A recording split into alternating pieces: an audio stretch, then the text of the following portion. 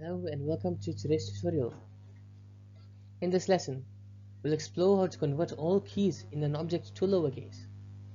This is useful for ensuring data consistency, particularly when working with user-generated inputs, API responses, or database records. Let's dive in and see how this can be done efficiently.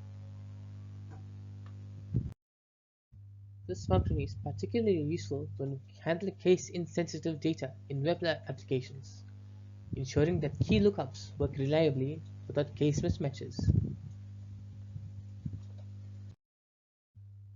This function works by iterating over the object's keys, converting them to lowercase, and storing them in a new object while keeping the original values. This approach ensures that the original object remains unchanged, making it a non-destructive transformation.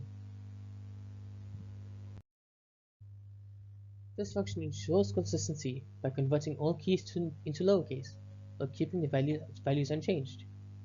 The reduce method makes it efficient, avoiding unnecessary loops while handling all keys in a single pass. This function works consistently across all object structures, ensuring that all keys are case normalized. This is useful in applications that need standardized data processing. This function is widely used in data processing.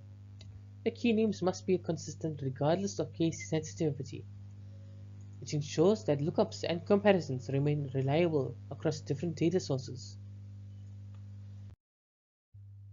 This wraps up our lesson.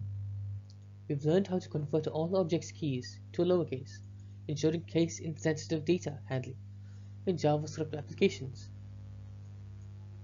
This technique is especially useful in standardizing API responses, configuration settings, and database records. Try using this method in your projects. Thank you for watching.